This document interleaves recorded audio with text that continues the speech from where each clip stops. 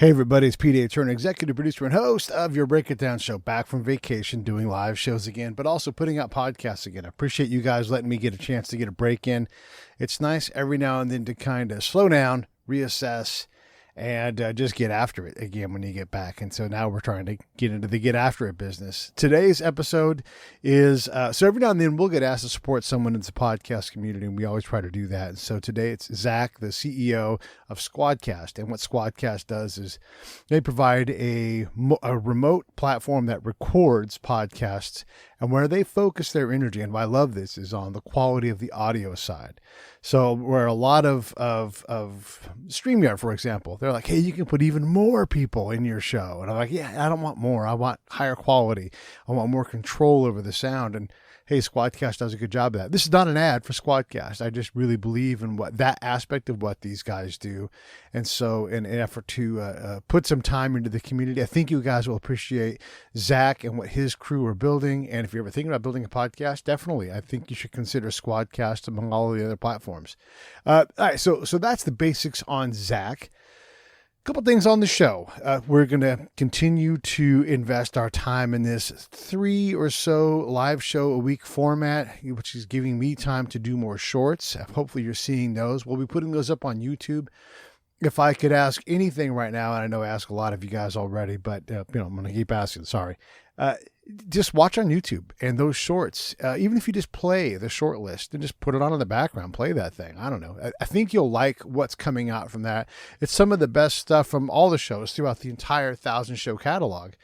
And there's real quality in there. So tell your friends, hey, check this out. Have you seen this? So we're going to continue to put these up, and that's going to be a new feature of what we do. And this is some of the stuff, again, where the show is growing, it's evolving. Of course, we're going to do new content. Of course, we're going to continue to do what we already do and get incredible guests coming up, by the way, some really, really neat ones. Today's guest was a buddy of mine named Mitch DeVore. Mitch and I go back about 30 years. He used to be a counterintelligence agent when we first started school together. Then he became a psychological operations warrior, and then he became a counterintelligence agent again, working with the Department of Energy. You're never, ever, ever going to hear from Mitch. He doesn't like to talk on the mic. He doesn't look for any kind of fame. He's just a hero who goes out and does his job, and he's damned good at it. And so he said yes because I'm his friend and we've been friends for decades. And so we got a chance to have him on. We're going to continue to have all these kind of interesting people, folks you don't know. I'm chasing some really neat musicians I think you're going to dig. John and I are heading over to Tennessee to grab a bunch of shows. So if there's people you want us to grab in Tennessee, let us know by all means.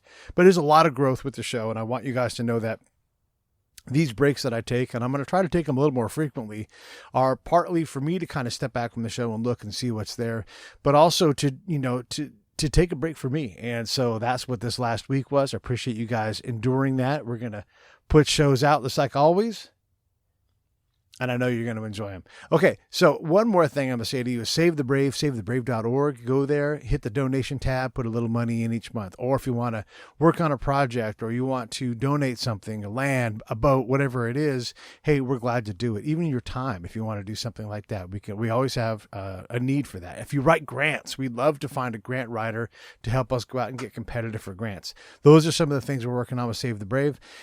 One last ask for the show, breakitdownshow.com. Go to the PayPal tab and hit me up.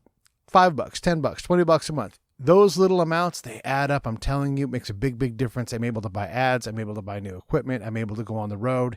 And now that we can go on the road, I'm going to be out as often as I can afford to do so. So send me out. Listen, and I'll tell you this. You don't have to do the PayPal thing. Hey, Pete, I want to buy you a tank of gas. It's totally fine. That helps. You might not seem like anything. Hey, Pete, let me buy you lunch. Hey, Pete, how can I help you out with $100, whatever it's going to be? These are the things that make the show bigger and better and allow it to grow. If you want to do something, that's something you can do. If you're with a company and you want to support a podcast, you want to have your own podcast, why don't you sponsor my podcast? There's a way to do it. All right. Anyhow, those are all the asks. Now, let me give you something. Here comes Zach from Squadcast. Lions Rock Productions. This is Jay Moore. This is Greg Cruz. This is Bryce Vine. This is Dexter from The Offspring. This is Nathan This East. is Sebastian Younger. This is Daryl Ames. This is Stuart Copeland. This is Mick Gillette. This is Andy Summers. This is Dr. Bob Greenberg. This is Gabby Reese. This is Rob Bell. Hey, this is John Leon Guerrero. Hey, and this is Pete A. Turner. Hey, I'm Zachariah Moreno, the co-founder of Squadcast, and this is the Break It Down show. And now, the Break It Down Show with John Leon Guerrero and Pete A. Turner. Yeah, man, this is pretty cool. I like I like talking about the industry with folks who are helping to reshape it. And as someone who's been podcasting for a long time, thank you, all of you, for advancing things so well over the years. And curses for not doing it the way I want it done, and always giving me troubles. But I think you guys, I wanted to have you on because I don't use Squadcast, just so everybody knows. Like, this is not meant to be an infomercial at all, because there's a lot of ways to do this stuff. And one of the things that's frustrating, and I'm sure you're going to understand this, Zach, is that like what I can get from here and here and here and here, I can't like get them in one package. So Zencastr was great because they recorded individual tracks at the source, which allowed me to control more accurately the variables of the individual sound. However, Zencastr would crash in the middle of my recordings, and so I can't use that, And then Libsyn is fantastic at certain things, but Anchor is better at other things, and all of these areas. So I'm sure you must have felt that when you started Squadcast. What was the original vision? Yeah, and I love the podcast community and industry as well. That's actually, how we've gotten here over the course of 4 years. But to back up to the beginning and answer your question, we started not to do a startup, not to try to create a new category for remote content production, but instead to really do a creative side project, a science fiction audio drama with a good friend of mine who's a decorated playwright, and my brother who's an audio engineer and sound designer. We just thought we could do something fun and make some cool sci-fi content, and kind of get outside of our comfort zone and do that in podcasting. And really found it challenging to consistency is super critical for any podcast, as you know, Pete. But we were not going to be able to be consistent because we were never in the same location. We were spread across California, and we also had an emphasis on quality. If we're going to be putting our time into writing these scripts and working with different, a big remote production team, that we didn't want to make any sacrifices when it came to quality. So we did our research, we did our homework. We even at that point didn't decide to do a startup or anything like that. It was more so like just kept assuming it was a solved problem because podcasting had been around for quite a while at that point. And we just kept coming up empty-handed with our research. So that's really where we talked to industry OGs like yourself and asked, what is the state of the art? How are you doing this? What are we missing here? And we just kept coming up empty-handed or unsatisfied with the reliability of kind of the anxiety of that style of remote recording can lead to all sorts of challenges with production. So that's really where it hit the pause button for us on that project. And then about a week later, started thinking through, okay, I'm a full stack software engineer and have a background building collaborative experiences. Like, let's start with a fresh, blank piece of paper and design something from the ground up that is quality above all else, but also a very, very high degree of reliability. And that's what, plus the contribution and ideas and feedback from the podcast community all along, we're really big on listening to the community and getting out of the way and just building what people need. So I think those three factors have really led us to what Squadcast is today. Yeah, man. I know this journey. I've been on it.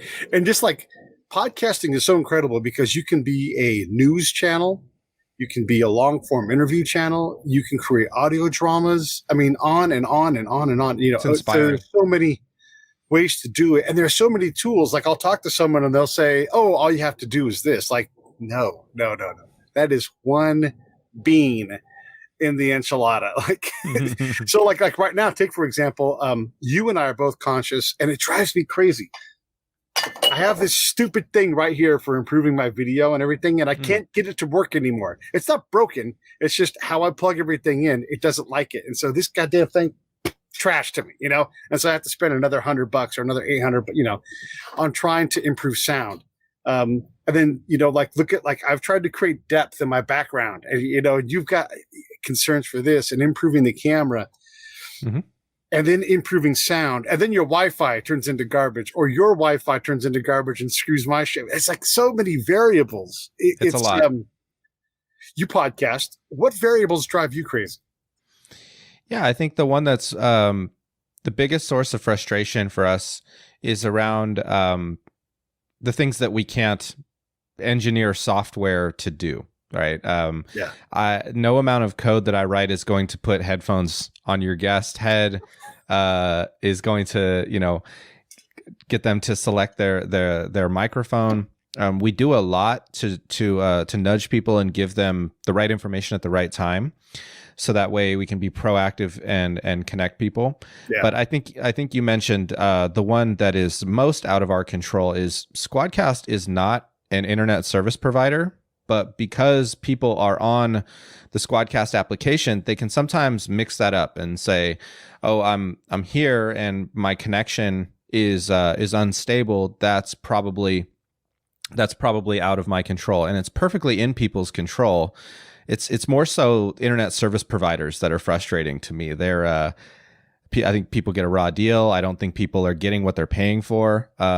It's kind of like boiling a frog, where you may get the speeds that you're paying for on, day 1, day 5, but slowly they start to throttle back. They start to do interesting things that have been well documented. And then also regionally, just the whole, like Australia has a really raw deal where they only have a handful of internet service providers for people to choose from. In some cases, it's not even really a choice. And they're so geographically distributed. And they also love podcasting and audio. So it's, we have a number of successful customers in Australia. It's just interesting to see with some of the data across the 123 countries and over a year of audio recorded each month on Squadcast. We see some interesting data, and we don't just keep that all to ourselves and be like greedy with it. We have a data report, the remote podcast stats report, where we publish that. So if you're interested in seeing like what microphones people are using, what time of day, where people are at in the world, that's all in that report. I suspenders and belt with my mics because I care about the audio quality. I can't control this too much, but if I can take and single track you, single track me by using this feed or whatever it is, I can smash my audio out of this track that you and I are recording on in StreamYard, which I wouldn't use. It's like an ultra backup, but I go into a Zoom recorder because I want to take out as much of the extra BS in the sound as possible. Yeah. And I have to do that because there isn't a solution that multi-track records, pushes video. And then, StreamYard's great primarily because it pushes out to my social medias, even though they can't somehow get, and this is not their fault. It's not anybody's fault, but Instagram, you have to work around that. And then LinkedIn, I've been podcasting for years and years, have a gigantic, massive audience, and I cannot get LinkedIn convinced that I'm one of the people that should be pushing stuff out. They're like, no, thanks. Like, what are we doing? So all of these things, man, they drive me nuts. And that Wi-Fi thing, it drives me. Where's my phone? Here's my phone. I've got this thing with me all the time. I pay a lot of money for the service. And then when I go in and say, hey, the connection is crap at my house. I live in Orange County, California, maybe 5 phones ago, I'd be in Palo Alto and my wireless would barely work. I'm like, how can it be in the place where like the heart of all of this stuff that my phone doesn't work? And they would say something like, just at your house, connect to wireless. Like, that's what I'm paying you guys to do. Mm-hmm. I can see it if I lived in Wyoming, on the side of a mountain. Okay, I'm going to have to be patient, but I live in Orange County, for crying out loud. Yeah, if I can speculate for a bit, I pay close attention to this whole landscape because it impacts our customers' ability to connect. It impacts the experience on Squadcast, and a lot of times it comes down to the router. The router can be reset, and that's perfectly within people's control. It's just kind of like, oh, that dusty box in the corner over there that I don't touch, and it's like, well, that's part of the problem. As podcasters, we love our audio interfaces. We love our microphones and our, Zoom recorders and Squadcast and all of these things. But what has happened with, especially with the shelter in place order, is that now your Wi-Fi router is an integral part of your recording setup. And I don't think everybody has really made that connection. And we're, evangelizing for that often, but I'm really looking forward to, I'm a huge space nerd. You can't really see it well in my shot, but, I'm really looking forward to the Starlink work that SpaceX is doing to provide, low latency at a level we've never seen before, and is going to scale geographically in a way that the copper underground isn't getting us there in 2020 and 2021. Yeah. So that is already starting to come online, and I'm really looking forward to how that's going to change a lot of different, the experience on Squadcast, but also. I'm not active on trading or the stock market or anything, but I think that that's a big impact as well. There's all kinds of ways that just having a better internet infrastructure is going to empower all sorts of awesome experiences that we look forward to, kind of expect today, but is right around the corner for our near future here. Yeah, I'm in a tent in my backyard because our house is, it's a modest house. It's not very big, probably smaller than almost everybody's house. And you have 2 people going to college full time. We have 2 people running businesses, and all 4 of us living together. So someone, if not 2 someones, are always on Netflix. Someone's always doing something. And I've got airplanes flying overhead. It's like there are so many things to account for. And part of my pre-production is once every 1 to 5 shows, somewhere in there, I will reset all of the internet in the house just because I have to, right? Like that's what I have. Even if it doesn't work and it's garbage, I have to do it. Or if there's Santa Ana winds, which are expected to come in today at some point, it doesn't matter how good your wireless is. If everything is moving like this and it's just, you can only do so much. Yeah. But exactly. So I reset mine often. I practice what I preach here, and then also line of sight, is a big element. The weird thing is that working from home is something that I've gotten used to over the years, and just kind of have made some of the improvements that we've been talking about today to make sure that my connection is solid, and for all the content that we're creating remotely, it's really important. But I think a lot of people, it's just like, oh, I have my laptop, I can connect from home, and kind of forget that they used to have a whole IT team at their office that, really made sure that their network infrastructure was dialed in. They had Ethernet plugged in at their offices, and just kind of expect for that same thing to be at their home. But a lot of people aren't network administrators and don't have an IT team at their home, so it's like, okay, that's really where we're in a position to educate and really not take that for granted, and make sure that it's something that, for instance, in Squadcast, you can see your guest's network, the quality of their guest network connection. You can also see what equipment they're using, and just have transparency into everybody's setup in every direction. So they can also see your internet connection. And we have a lot of things in there, and we'll be adding more in the coming weeks here to really just make that transparent and give people visibility. Because oftentimes we can forget, oh, there's a wire that's connecting me to the internet, and that's what is causing me some of this frustration. So I think that's something that we just try to remain mindful of in the experience. I know we're kind of burying the lead here, but I thought we might just kind of survey some of these things, because when people ask me, and just today I had someone call me like, let's talk about podcasting and how do I do it and should I and all these things, as someone who's done, you've done a zillion episodes. I've produced over 1,900 something on this show. When someone comes to me with their idea, and I'm like, I don't care about your idea. I care, can you manage variables? Can you produce a product and get it published? It doesn't matter if it's the world's greatest idea. If you do it once every 12 weeks, no one's going to listen to that. Or right. You're doing it for a hobby, and I'm professional. You don't want to talk to me about a hobby. You know what I'm saying? So you must get this a lot, where someone comes to you with things and you're like, there's nothing wrong with doing this as a hobby. There's nothing wrong with being a turtle and putting out episodes as you do it. But as someone who's trying to do it every day reliably, I'm looking at different problems. You must just get an array of things that are just crazy. Well, Squadcast is a tool for a platform for professional podcasters and content creators, but we do have a lot of hobbyists and indie podcasters that use the platform. We look at it as more like they're professional in as many ways as they can be, and are on that journey to actually be professional, where their work is fueling their life and is able to provide financial salary for folks. But I don't think that there's a clear path forward as to what that monetization road looks like for every podcast. So we look at it as like, okay, these are independent content creators. They're professional in their approach to creating content, and that they want to provide their audience with the best experience possible, but they may not be financially professional yet. And that's something that we're actively looking for ways to contribute to that kind of list of options for when it comes to monetization. But it's not as clear of a path as, say, like YouTube and video has. So oftentimes people think it's advertising, because that's what all the YouTubers make their money from.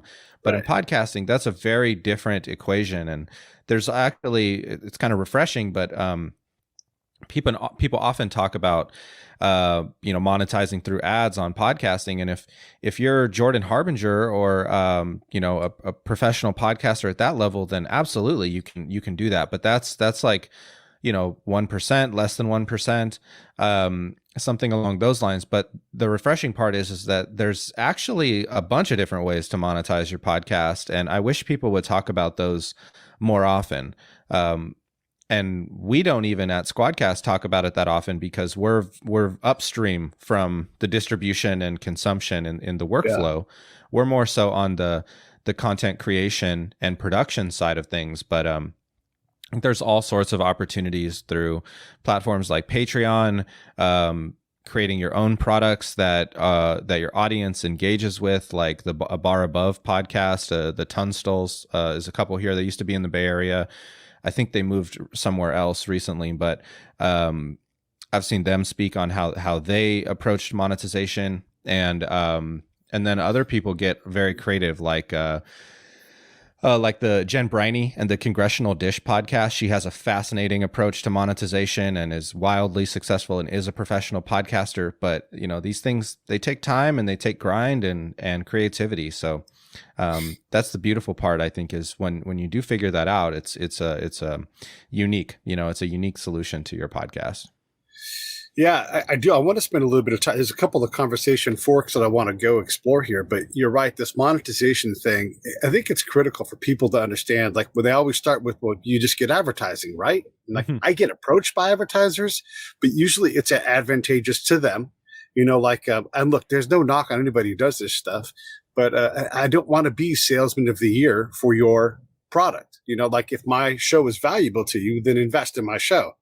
And so you have to sort out that, or the people I have a budget, it's $50 an episode. And I'm like, that's not worth my audiences or your time. This has got to be a partnership. And so when I tell people well, do you make money on this, or can I make money on it? If you think you're going to turn it on and make money, no, that's a whole business. And if you're going to start a business, go buy a franchise, because this is, the ramp up to, if that is the goal, you should really put your money somewhere else, because you're going to more reliably get there. Because I could tell you right now, and how this goes, Zach. I could say you could spend $40,000 on marketing and buying ads and buying state-of-the-art equipment and utterly fail within 10 episodes. It's not a reliable path. You need 1 million people to pay attention in some form or fashion to make good money doing this. You don't have to with advertising.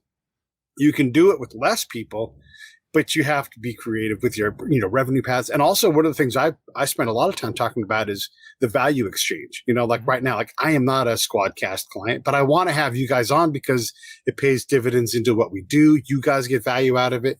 The audience, someone who's listening about podcasts is going to have a conversation that they can't have with the standard podcaster. And so I know there's a value exchange going on. Sometimes it turns into money. Sometimes it's opportunity. Sometimes it's trade, whatever. But that's the heart of podcasting is how do you redefine what your life is. How do you extract? Like, I can't buy a sandwich in my hometown. My friends buy me sandwiches all the time. They may not even listen to the show, but they're like, I'm going to support you. Let me take you out to lunch. Okay, great. That's value because of what I'm doing.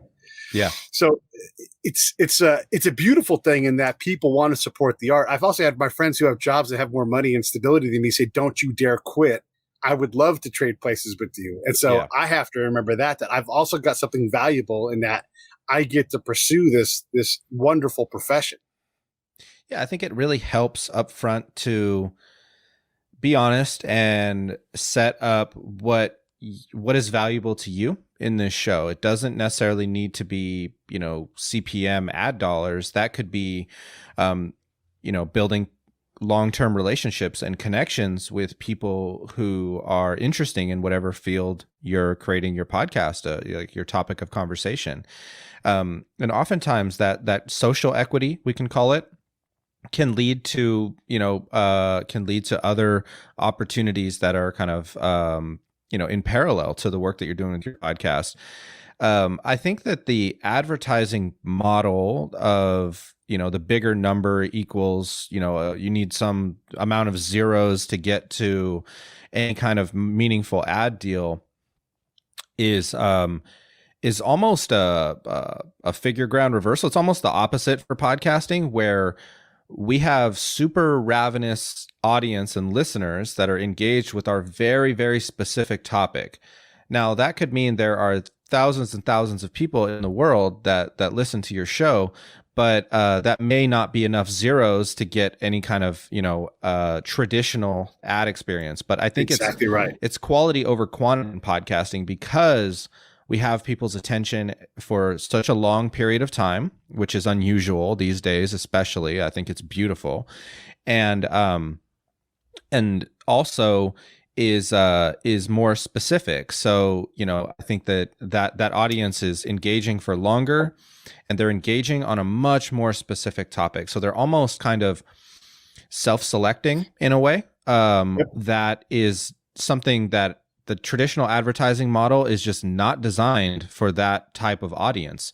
And I think that's not podcasting's problem to solve. That's the advertising industry's call to evolve, because I think that's something that is relatively nascent. Podcasting has been around for quite a while, but in the advertising industry, podcasting is a very new kind of phenomena that they're still trying to figure out. So right now they're just kind of trying to put us into their box, but really podcasting is an entirely new way to do these transactions. So there's also things that are non-monetary, like I mentioned, the social equity. If influence is what you're looking to build, if you have a business and you're looking to reach your customers and have an ongoing dialogue with customers and potential customers, and you have monetization kind of figured out in another element of your business, that's another common thing that we see amongst professionals, is that quality for them is a brand asset for their company, and they really want to build these intimate, deep relationships with potential customers, and really have a virtuous cycle there of publishing those episodes, and then they're not worried about selling ads on their podcast because they have a product over here that their audience might be interested in. Yeah, this is a great point, and something that it's uncomfortable for people who don't know that this is the reality. But again, like when I talk about people, I'm like, don't focus on ads. When you get to ads, you're going to be tickled because you already have so many other things. You've already sprinkled the icing on the cake, and so you already had sparklers, and now when the ads come in, you're going to be like, what am I going to do with all this extra, good fortune? You brought up Jordan Harbinger. He's a friend, and he has just for anybody who's in the podcast world trying to decide how to make money. He doesn't go out, knock on doors, and sell ads. Like that. There's a team. He's got people helping him out. I'm a small shop, and it's not just me. And I work my ass off. But you have to have more heads than just one. You are going to have more hats than you have heads, but you need more heads more than anything else. And so you've got to grow to the point where you can afford to bring people in, or people will give you their time in exchange for something. So I'm always a broker of value. It's That is probably the main thing that I do. Can I feed in value into you, even if it doesn't work, even if Zach never becomes a podcaster, he's going to say, I know the best guy. He helped me out, but didn't ask for a dime.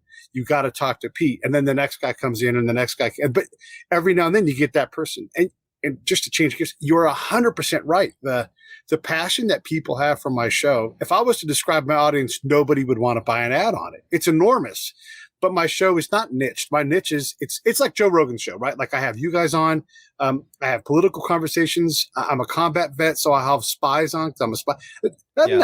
I'm going to take that to Squadcast and say, hey, super peaky. We may be 60,000 this episode, 120 the next, 35 the next, because podcasts are weird like that. And 90 countries, but I can't tell you because the guy in Uruguay won't ever talk to me. I can't tell you anything about him. Would you like to buy an ad? And it's just like, it's not worth my time. It's not worth your time to pitch these things. It has to, I think it doesn't have to be a natural growth or an organic kind of thing, but it almost has to be. Yeah, I think that's why you get a lot of kind of overlap between podcasters and coaches and people selling courses, is because that's a product that they can offer to their audience. Consulting services are another big one. So, I think that you can look at all of those as, products or services that people can offer to something that their audience is interested in. And that's a really fascinating thing that I think, I wish were more discussed amongst podcasters. There's such an emphasis on advertisement, and that's how the least amount of people make their money. So it's like we're spending the most amount of time talking about the thing that has the impact for the least amount of people, So I think that we should kind of work towards the middle there, and things like Patreon, things like parallel products or services are much more common, sustainable way to monetize and fuel what we love doing in podcasting every day. Since we're mentioning product, and I'm not a huge Patreon fan, here's the other problem with these services, and this is not you guys, but Patreon's good for Patreon. And if you look at the number of podcasters that make any kind of significant money, and they're not good at breaking acts. Right. And they change the rules and impact my audience directly, but they pitch it as their audience. And those things, that's a problem for the model. Maybe they'll figure it out. I know they're desperate too, and they want to deal with these things, but that's one reason why I'm not on Patreon is, can you tell me you're going to promote me like you're promoting this other successful podcast, or are we just playing a game here? Because I don't need to share money with a bad business partner. And I don't want, and it's not the case anymore, but I don't want to have to promote your website. I want to promote my website. I want Patreon to work on my home, and these are the things that it's hard. Trubify is working on this as well. They're kind of a mix of YouTube and Spotify and they're trying to create as many revenue streams as possible so that you can passively, a podcast. At some point, they'll have this where a podcast can say, we want to have a branded vodka, and sort of like Teespring would do with t-shirts, they'll already have a deal in place to, slap a new label on that Kirkland bottle of vodka and send it out the door, So these things are coming. But let's talk specifically about Squadcast, what it is right now, and then where are you taking it? Yeah, I agree though, before we move on, that the Troubadour model in kind of its rawest sense, that was something I had to Google. So check that out if you're interested in this. But I think I hadn't heard of that service in particular, but that's good. I think there's a lot of innovation going on. I don't think Patreon would say that they're finished or have it right either. So they just got sued.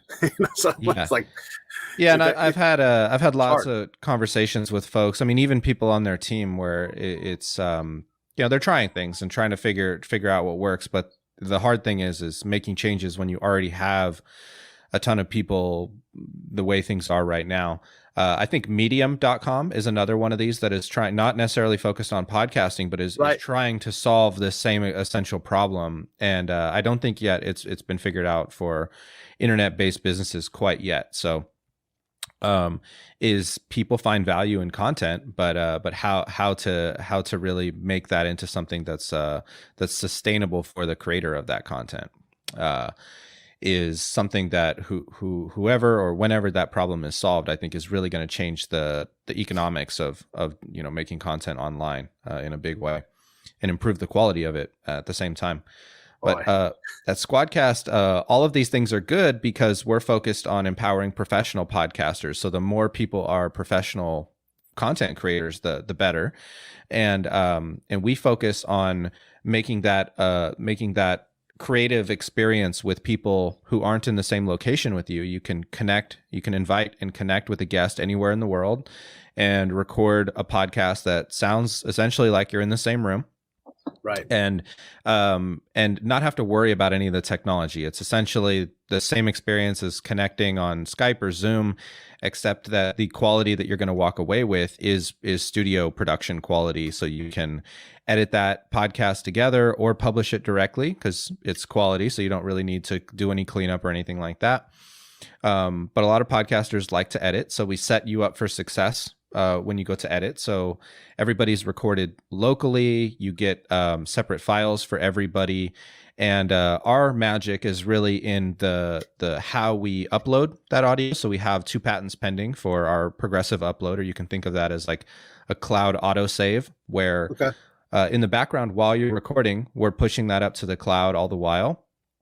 And that way, worst case scenario, anything goes wrong, the power goes out, your internet goes down, a microphone gets unplugged, you don't need to worry about that. Just reconnect whenever you can, and your file is yours and your guest files are already up in our cloud and can be accessed anytime you like. We also make sure that those conversations align with each other. So this time syncing issue that can happen when you record on more than one device is something that our second patent fixes. So that's great. We normalize for what's called audio drift and make sure that that's not any time you have to waste in post-production fixing something that shouldn't be broken. So I think between those two things, we've been able to provide a very, very reliable service. Oh, I forgot to mention, my apologies. We also have automatic backups that are recorded for the entire conversation from start to finish. So nice. With progressive upload and auto backups, like, people don't lose content on Squadcast. We're very confident in saying that. That's been the case for years now. And we're really, really excited to our most requested feature from podcasters is to also record the video from those conversations, because on Squadcast, you've always had the ability to have a face-to-face flowing dialogue with body language and eye contact. And that was never something we wanted to sacrifice. So it kind of leads to the inevitable next question. Can I get the video recorded as well? Yeah. So we listen. We're really big on listening. We're super grateful that, and it's a gift for us, frankly, is that in the podcast community and industry, people essentially speak for a living and are very articulate with communicating what they like and what they don't like from products and what they'd like to see come to life.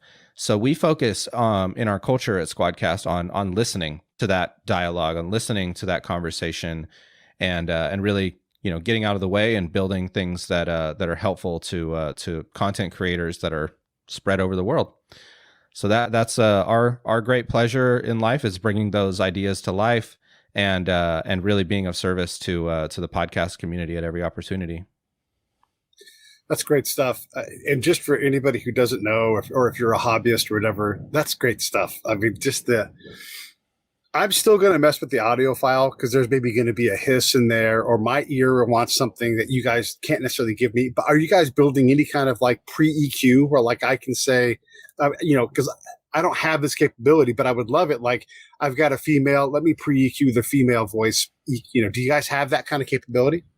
So what we do now is we make sure that we're using. I'm grateful that you mentioned specifically the difference between male and female voices, because a lot of microphones are very old technology. Like they're tried and true. They still work. We get new and new devices every year from these different companies, but the same kind of core approach is there. And that can really, there's this word shrill that gets used often to describe the vocal register for female speakers. Right. Yeah. And that is more so because of the design of microphones than it is because of women's voices actually being shrill.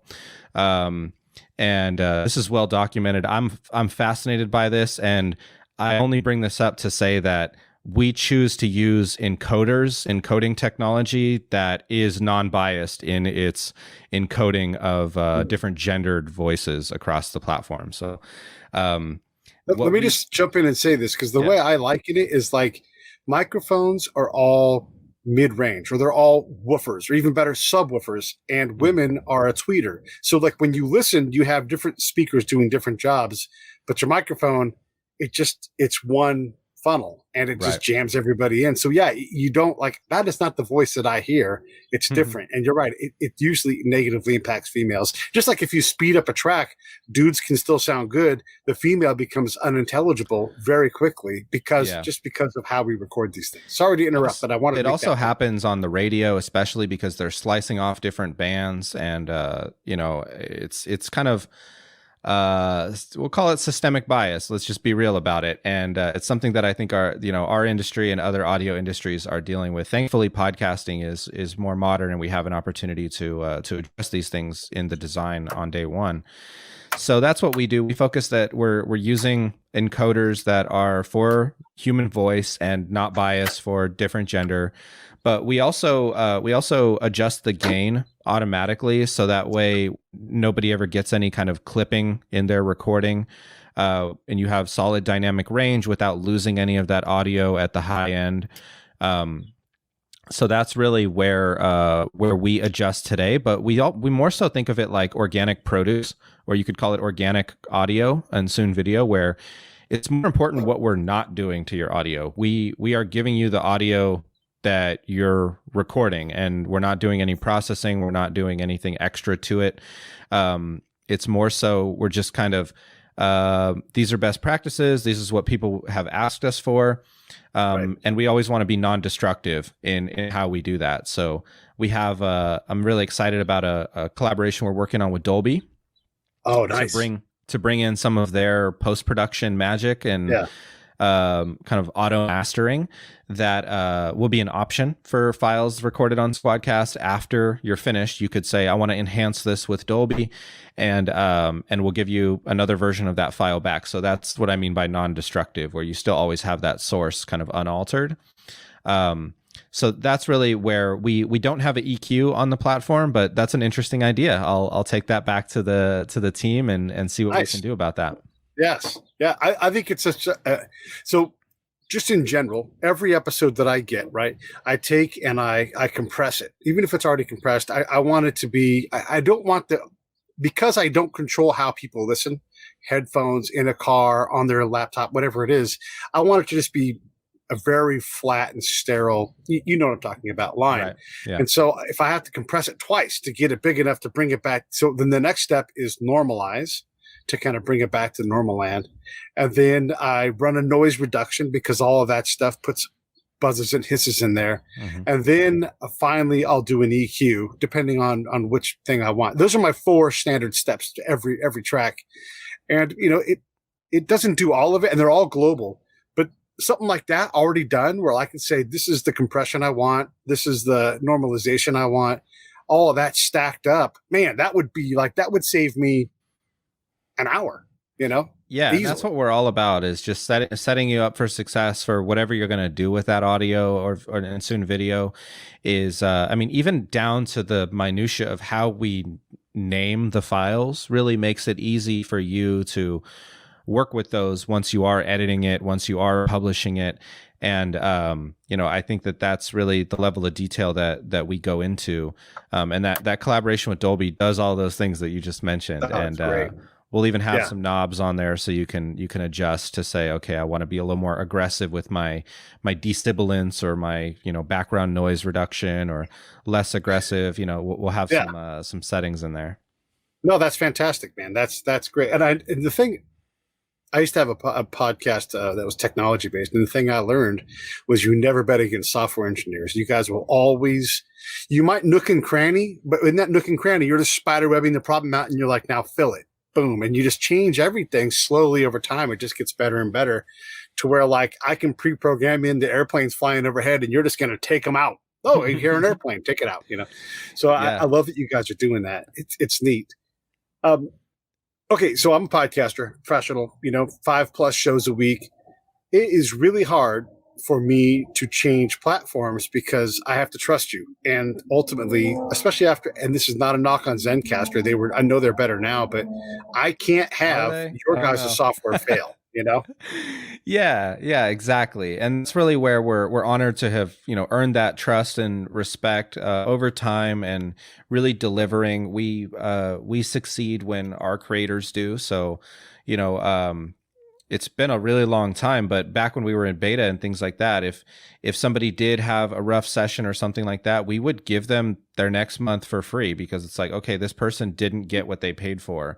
And I think that that's something that we don't really have to do that anymore because of our setup and making sure that we deliver every time. But I think it's a fundamentally different way that the progressive upload works on Squadcast, and that's why we're able to actually get those as patents. And then same with the drift normalization and just really the emphasis on reliability. Like quality only matters if you get that file, right? So exactly. We learned we didn't start with progressive upload. We didn't have that. That was actually our founding advisor Harry Duran's idea, where he just asked the question, what's my computer doing while I'm recording? Like if I'm recording for an hour, can you use that time to our advantage? And just like, that really just blew my mind and was a whole new perspective. So I think that that's really, it took us like 10 different attempts to build it and actually bring it to life.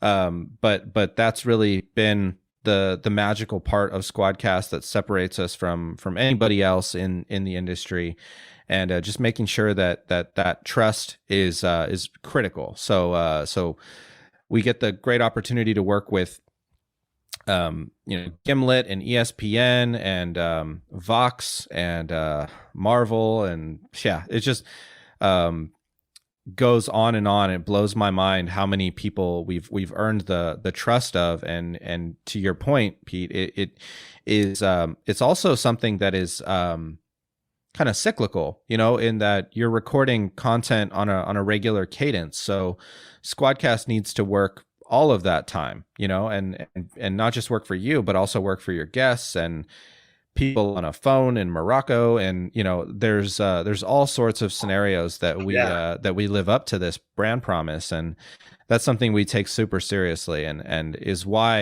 it's taken us longer than I think anybody would have liked to get video recording out. But it's because of that reputation that we've earned. We're not eager to squander that or rush into anything. And we want to make sure that we're not changing anything that's going to really not cause us to not live up to that promise. I want to tell you a story. I like Friday. We had such a great week last week. We had 7 shows during the week. Respect. And the last 4 were just outstanding guests. And the last guest on Friday was going to be John Davidson. Maybe you're too young to remember him, but he is the ultimate entertainer. He's got 12 albums. They've charted. He used to host a show called That's Incredible. He was a game show host. He was one of the most frequent guest hosts for The Tonight Show when Johnny Carson ran The Tonight Show, everybody in the world watched this show because it was just that kind of a show. And so this guy was trusted, and he's such a fantastic dude, but he's in Mexico. And so we use StreamYard. And so he's like, hey, I can't log in. And it's showtime, so John and I are vamping, trying to fill the space and time. And so, we go to plan B, use his phone. Well, you know what? That didn't work. Like, oh man, what are we going to do? And so I am trying to now be the producer in real time when we're supposed to be doing the show. And my audience, they deserve this. And so I'm like, okay, we'll all just do Zoom, because he knew we could get into Zoom. And so we did Zoom.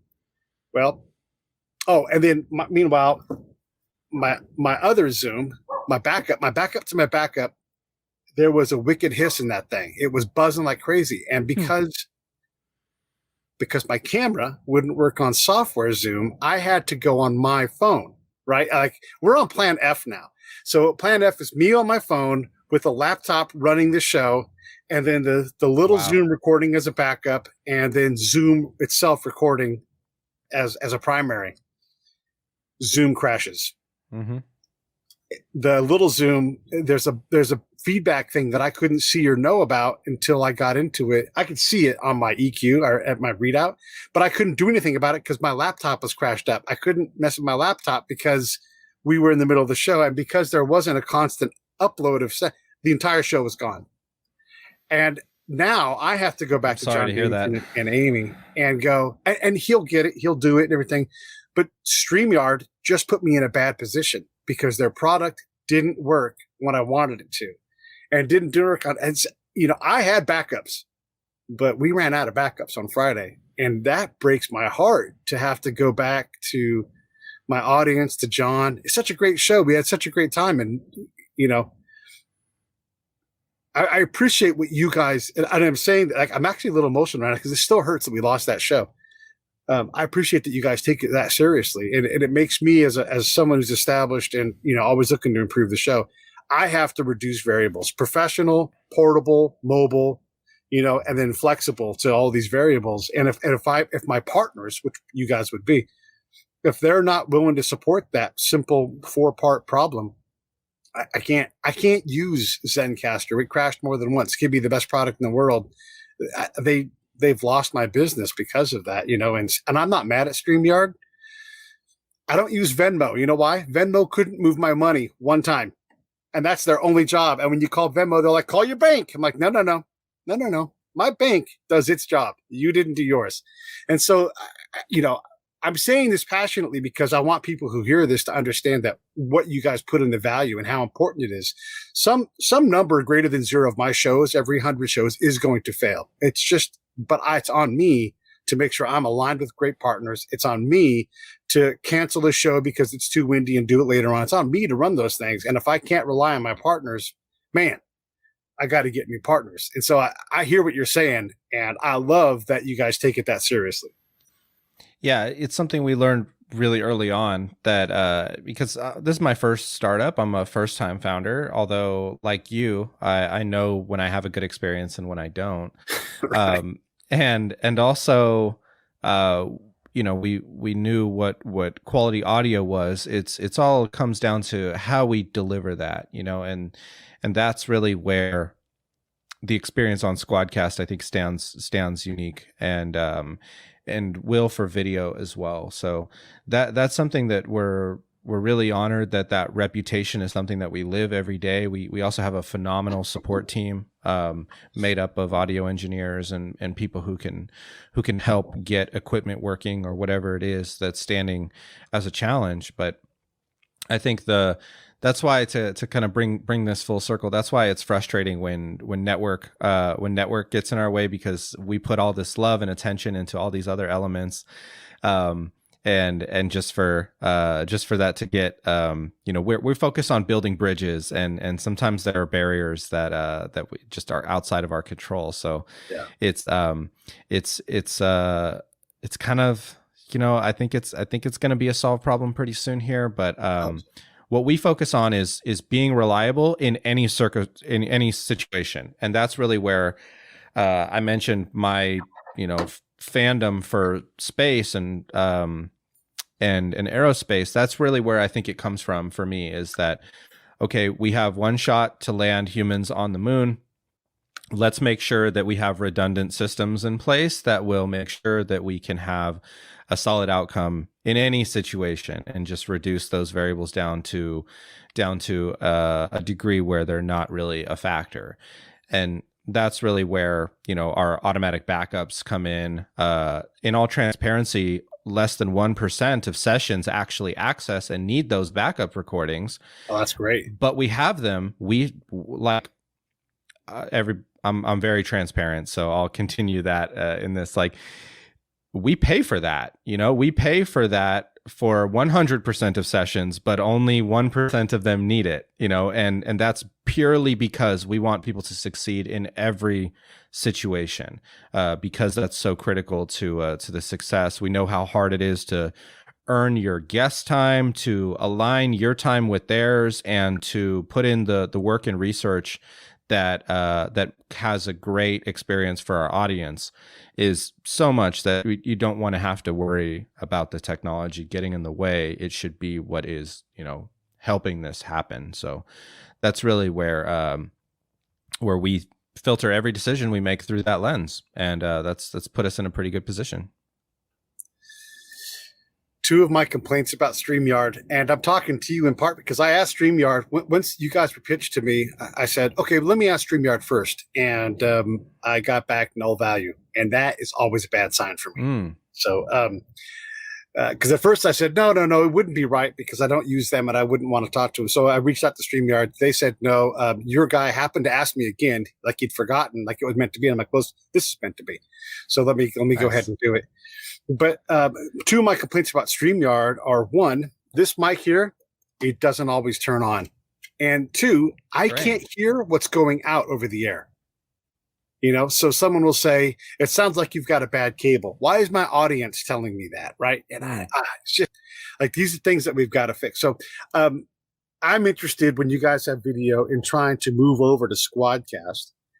How do I do that? How do I also do that and then push? I mean, the thing that's great about StreamYard is most of the time it works. And by the way, if your tech answer is to have me restart my browser, you've got a problem. Just saying that. What is that coming where we can push out to Twitter, YouTube, LinkedIn, all the stuff that StreamYard does? That's fantastic. What's the roadmap for you guys? I would say we're more focused on empowering collaboration for production teams. Like you said, you were having to play producer and host and do these different things. So I think that what is more so of an emphasis in our roadmap is, of course, video recording, of course, the collaboration I mentioned with Dolby. Those will be both coming to life pretty soon here. And then also the kind of work, what we've been calling backstage, we'll be bringing together. You could think of that as an audience experience, but it's not a live streamed audience experience. So that's really where you could grab your video in other ways and push that out to those different platforms. But we want to be taking big ambitious steps forward, but without being too aggressive towards like an all-in-one solution, because I do think there are merits to focus and being the best in the world at what we do. And StreamYard is great at live streaming, and we're not a live streaming company. Just straight up, like today, that's not what we do. We don't focus on that. We don't. StreamYard knows things that we don't, and I'm not going to pretend to because I'm a software engineer to like say, okay, yeah, we can do that. That would be, in my past experience, super naive to say. I have no doubt that building an application like this is bananas to deliver to everybody like StreamYard does. So I think I have respect for their focus on live streaming, and our focus is on we are a recording platform that helps people connect. That it's more so a feature. The real meat and potatoes of it is the recording studio. So a lot of recording studios don't have an audience experience, like physical recording studios. They don't have a room for your audience to come in. So I think that we're on that journey. I think we are being mindful about it and figuring out how it fits into our roadmap. But bringing more stakeholders into the conversation, I think, is something that is definitely exciting to us and in our roadmap, as well as empowering other forms of recording. That's something that we have no lack of vision at Squadcast for the recording element of how we can look at the landscape of all the different podcasts and videos and content that people are creating and figure out, okay, how do we make the best tools in the world for this style of recording? And that's something that is more so how we design our roadmap. No, I love it. And I appreciate you taking on that tough question, because I know that's not easy, but I'd rather you be candid than nervous, and you nailed it. You guys aren't a live streaming platform. And that's, again, goes back to the beginning of our conversation. This is a multifaceted, and every facet has facets on it thing. And you can't be great at everything. It's one of the reasons why it's impossible to edit in YouTube. Yes, you can edit in YouTube Creator, but you will go crazy. And then it takes, I don't know, 11 hours to render a video. Like, it's just not the place to do that. They try, but they're not good at it. So I appreciate you guys saying that. And then the other thing is, as a creator, if I do use Squadcast, because sound quality does matter to me. You guys are clearly with Dolby, that has to be leading the way. There's nobody doing that right now at that level.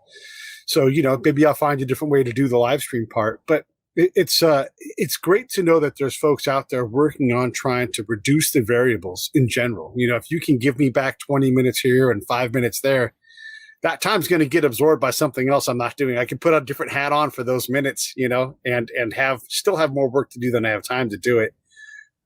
On your podcast side, first off, hype your podcast. And then second, what hats would you like to get off of your own head? It doesn't have to be related to Squadcast, but in general, which hats would you like to farm out? Yeah, that's a really good question. First on our podcast, it's called Between Two Mics, where my co-founder Rock and I have interviews with people like yourself in the podcast community who are innovating in one way or another. They're out on the edges of podcasting and actively defining it. Because it's relatively new, we see a lot of that happening, and I think that that's beautiful. We have an opportunity to innovate in the ways that we are on the content production side for remote creatives, and there are people innovating in content. Like I mentioned, science fiction audio drama was part of the inspiration that catalyzed us on this journey. To me, that is an innovation. That was something that wasn't really, if podcasting were a bookstore, it would have been mostly nonfiction at that point in time. And then all of a sudden we have fiction in the picture. So I think that, it has its roots in the audio dramas of old on radio. But I think within the web and podcasting as a medium, it's relatively new. So we have conversations like that are focused on innovations that are happening within the podcast ecosystem. And that's one of my favorite things to do, is talk about the future, talk about what led to these interesting ideas.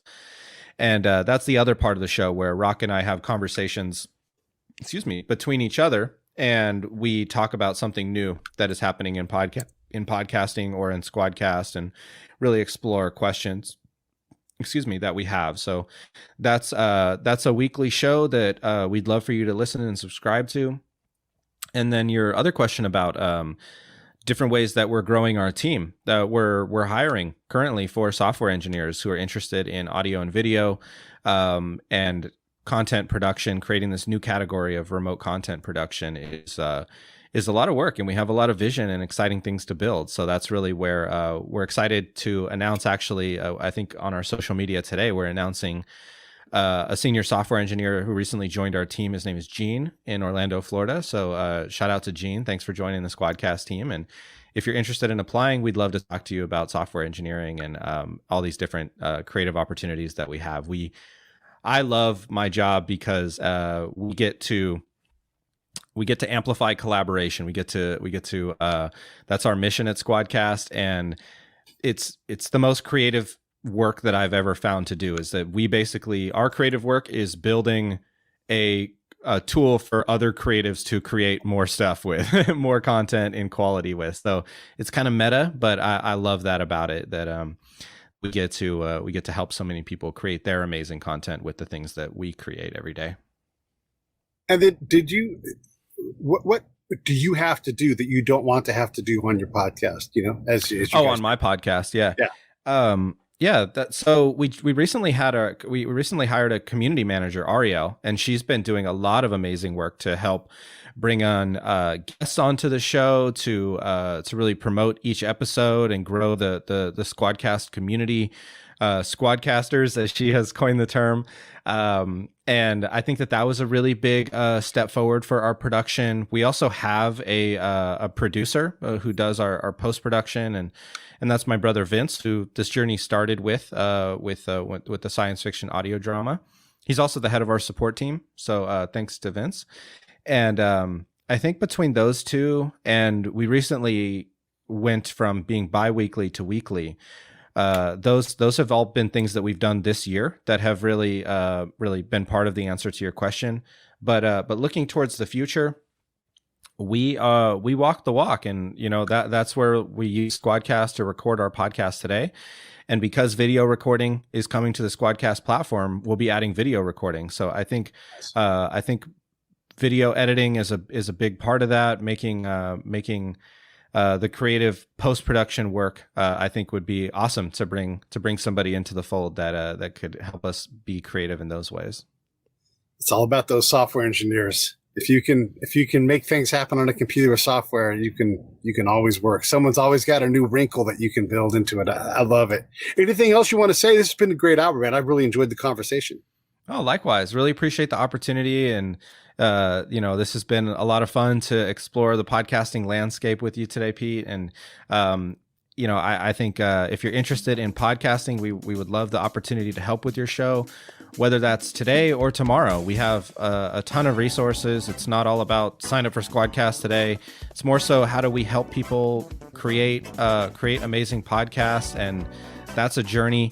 So wherever you're at in that journey, we're happy to help with resources, or that remote podcast stats report that I mentioned, or any of the podcast episodes that we have on our website. Like check all that out.